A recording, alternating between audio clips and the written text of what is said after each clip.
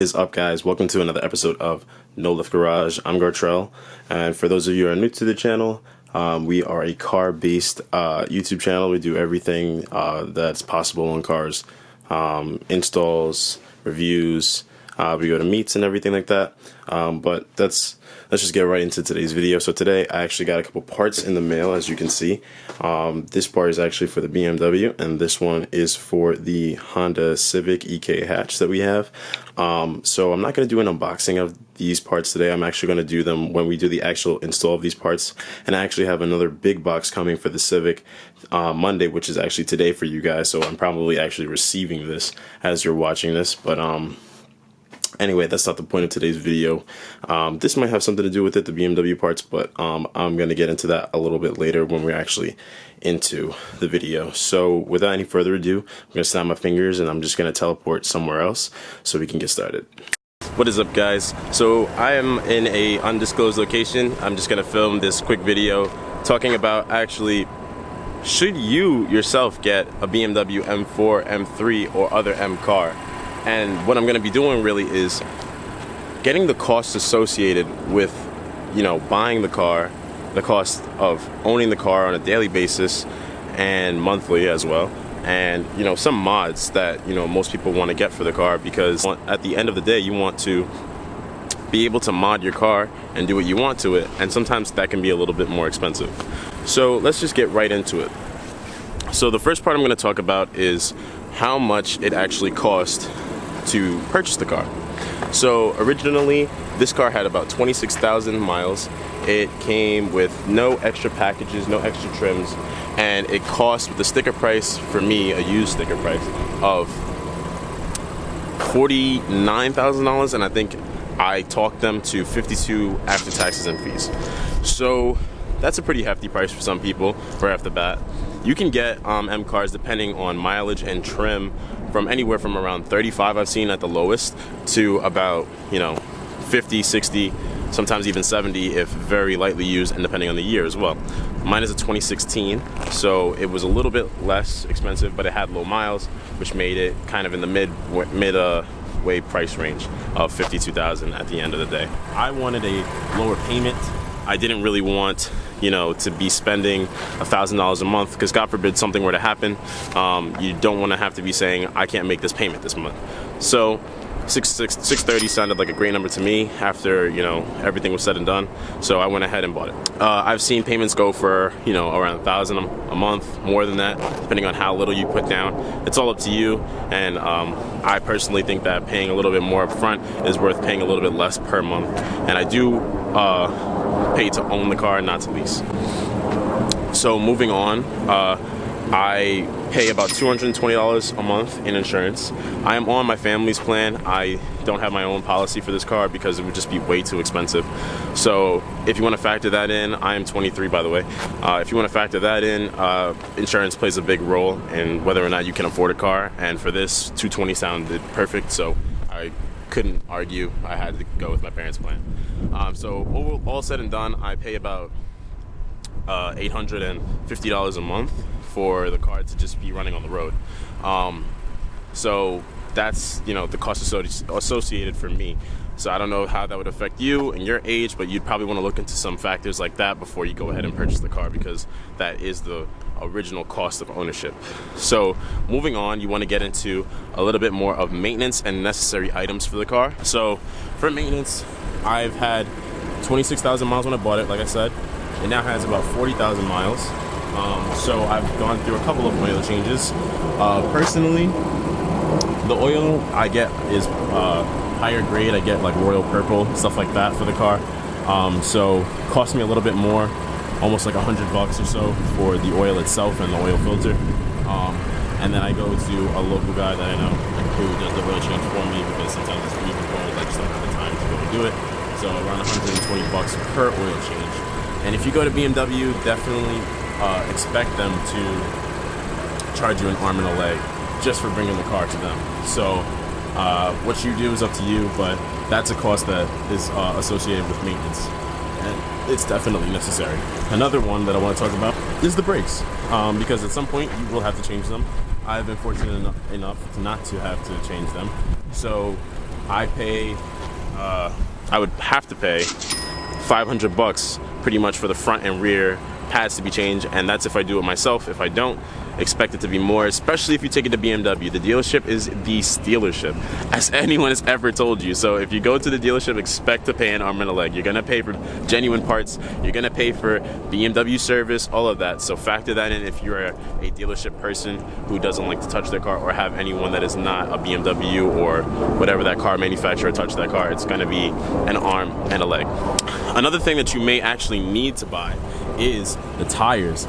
It's winter right now, as you can possibly see, and I am in New York.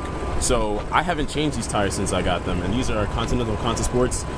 These are more of a summer tire, so definitely would have to change them, but I don't drive the car enough to the point where I would really need to buy them. So realistically, if you are someone that likes to daily your car, especially in the winter, and you have a winter kind of like we do, you definitely do not want to skimp out and not pay the $1,000 or so that it takes to get some really quality tires for the winter. Otherwise, you will be skidding all over the road. It is not safe. You need tires if you're going to daily drive this in the winter. I'm sorry if this video is a little bit windy. It is kind of windy up here. I'm freezing, but I'm just gonna crank out this video for you guys anyway because I love you guys. Moving on, that's about it for general maintenance. Other than that, the car I haven't had any issues with it, but some people have, and they range from small minor things to huge things like the engine going.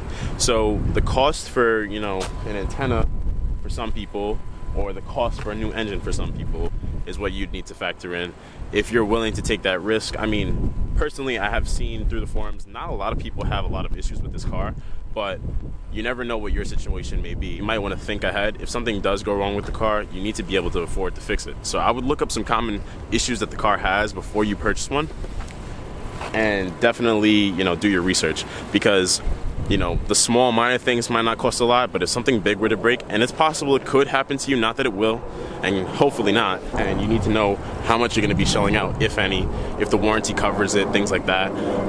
So definitely factor that in when looking to buy an M4, M3, or other M car. Moving on, I want to get into a little bit more about the cost of modding your car, because at the end of the day, you're gonna want to put some, go fast parts on the car. And I haven't done any yet, but as you can see from the beginning of this video, I have something, and I cannot wait to install it, but it can cost you a pretty penny. So I'm just gonna go through a list of some common mods that people get for the car and how much they can run you. So pretty much, the car has some, it's obviously fast for what it is. You don't need to do a ton to get a lot of power out. So we'll start with the intake. The intake can run you anywhere from $500, and it is a twin take because it is twin turbo. You can get the one that runs into the front grille, or you can get, ones that are up in the engine bay. I personally would want the ones in the grille. Those can run you $1,000. So yeah, $1,000. That's gonna you gotta factor that in. That's a lot of money for an intake, just an intake, and it's not gonna give you crazy horsepower gains unless you get a tune. Some other parts that a lot of people get, obviously, exhaust. I can't talk today. I'm so sorry. Is obviously an exhaust and downpipes. So downpipes can run you anywhere from $300 on the lower end, and I wouldn't want to cheap out on parts for the BMW because if something breaks, it could cost you a lot of money, like I said. Anywhere from $300 for downpipes is what I was saying, to $1,200 for something like AFV, a great brand, but $1,200 is a lot of money if you want to go with the premium stuff. And I'm sure there's more expensive stuff out there because there's a wide range of car parts for the BMW. So moving on, you can get a full exhaust from anywhere, and this is at the very bottom, from anywhere from $1,200, because this is, I looked around, $1,200 to $5,000 just for the exhaust for this car. That's like getting, valves and everything in the exhaust, because some of them just go straight back, some of them have the muffler, some of them don't. But you want to factor those things in when you're looking to buy this car, because if you want an exhaust, you're gonna have to shell out or get something custom made, and that's not cheap either. Some other common mods for the car are obviously aero and carbon fiber. I have none right now. I just, haven't been around to, blowing the bag on my car parts yet, but it's coming soon. So that can run you anywhere from $200-ish to $1,000 plus for a splitter, diffuser, front lip, all those kinds of carbon fiber bits, the caps for the mirrors. That will run you a pretty fucking penny. Excuse my language, but it's pretty expensive, as I'm trying to tell you, But some other common mods, I would say, are M Sport steering wheel. That's something I definitely get, and that shit is so cool. It has like the lights, like almost like it makes it feel like a Ferrari, like something very foreign, and I just love it. And the actual use for driving, insane. So that will run you about $1,000, but you need to understand that when you purchase this car, you're taking on all the costs, and that includes the cost to mod. So definitely keep that in mind when you're looking to buy some stuff for this car. Wheels can even be expensive, The car can run you, obviously, thousands and thousands and thousands of dollars. So would I recommend this to someone who doesn't have a pretty decent job or a job at all? Absolutely not. But now I just want to get away from the mods of the car and the cost of daily ownership and some things that you should buy for the car, like definitely tires, and get into what it's like to drive it on a daily basis, because that's going to factor into a lot of people's decision on whether or not you want to buy the car. So this part of the segment is the gas portion. It does come with a gas guzzler tax, so in factored in on the brand new cars, so that's pretty insane. Goes through about $50 a gallon, $50 mad quick, and that's how much it costs to really fill up the car. Go through this gas like no tomorrow. If you're in sport or anything like that, and not even getting on the car on the gas like that, it just drinks gas. So I personally don't drive this car every day anymore. I did for a period of time, which is why I racked up so many miles in my first year of ownership, but the car is a dream, and that's literally all I can say about it. It's an absolute dream. So if you want to get the car to daily drive and you have nice weather, I say go for it, because it's a head turner. It's so smooth on the roads, and especially if you have good roads unlike New York, I guarantee you're going to enjoy this car a lot more than I do. And it just looks incredible. It's just like a sense of pride too. Like every time I drive it, I just feel like this big bad boss or something like that. And a car should be an extension of the way you feel about yourself and the way you express your passion. And I feel like this car, with its how dynamic it looks and the way it performs, it definitely speaks for itself.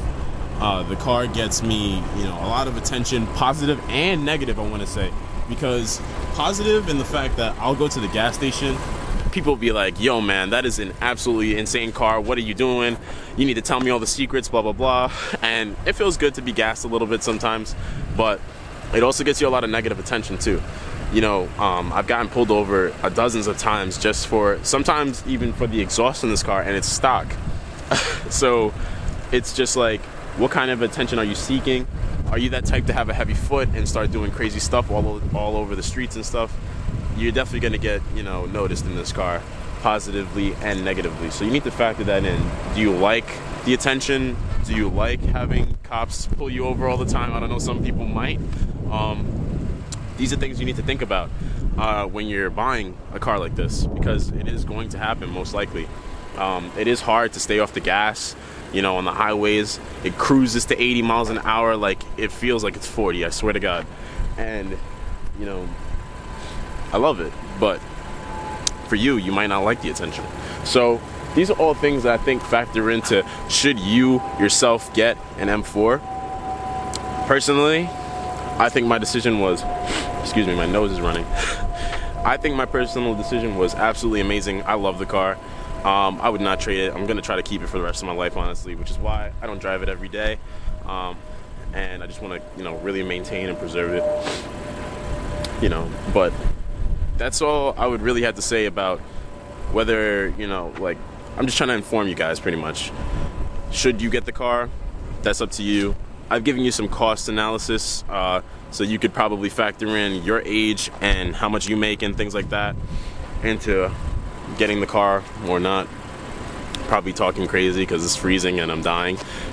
But all in all, I just hope that I've given you guys enough information to make the choice for yourself whether or not you should get a sick beast like this. And if you can afford it, you should. I think it's probably one of the best cars of our decade. It's definitely something that you'll never regret purchasing. I know I can't think of anyone that has ever said that they hate their M4, and don't quote me because I did say 5 things I love and hate about the car, but they're nitpicky. So at the end of the day, make your decision wisely.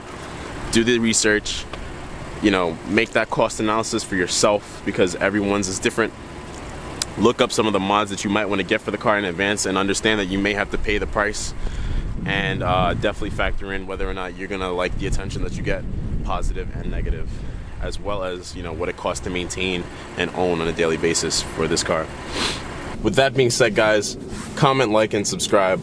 Please let me know if this video helped you personally, and let us know some things that you might want to see in the future. We definitely have some installs coming up. I showed you the parts. I got a big box that came in today for you guys. It's obviously not today when I'm recording this, but, you know, thank you guys for watching. We appreciate, you know, those of you that have been watching since day one.